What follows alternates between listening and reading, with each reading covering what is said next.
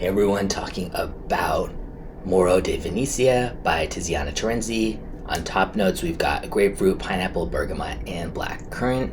Mid, violet, lily of the valley, jasmine, and amber. And in the base, oak, hinoki, musk, and vanilla.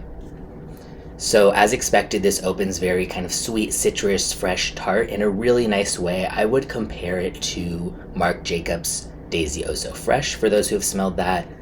My wife wears that, so I smell it all the time, very familiar with it. And yes, that does mean that to me, at least, this is very much more feminine leaning.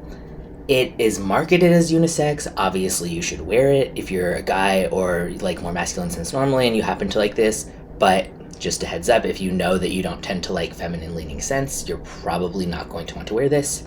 It is not super florally, like explosively feminine or anything, but it does lean it in, again, in a way of like a Marc Jacobs Daisy flanker sort of scent.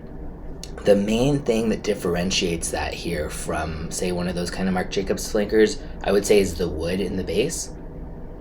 And that slowly starts to come in. It's not very present from the beginning, so it gets a little bit more woodsy as it goes on, and then ultimately it kind of dries down to just a musky amber with like a little bit of wood.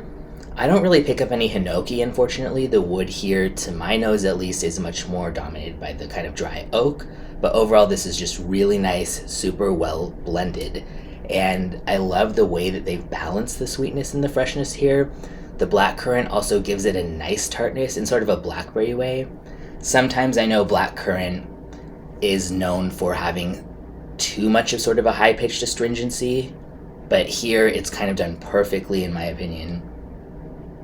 Yeah, just so well balanced. I think that anybody would think you smell wonderful passing you and you were wearing this, whether close to you or far. One thing also that it does differentiate a bit from Marc Jacobs Daisy ones is that this has much more longevity and projection.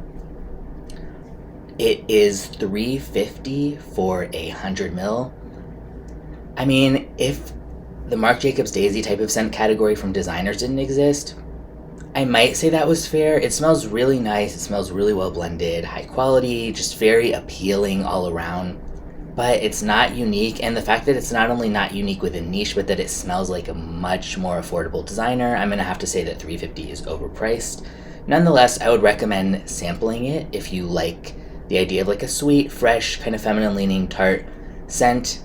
It's, again, very well done, and you might think that it was worth it because if projection and longevity are something that's so important to you and you're really not getting those from something like Daisy, maybe that would be worth the extra cost. And yeah, I think that really you can't go wrong with this if you like sort of combinations of sweet and fresh, and again, well balanced. Even though the mids are almost all florals, it doesn't really ever turn into just a flower bomb or anything like that. You're always getting some kind of sweetness, and then the woods come in when some of the citrus starts to dissipate. So it's interesting, and yeah, it's pleasant enough for sure. So if you try it, let me know if you think it's overpriced, and yeah, check it out.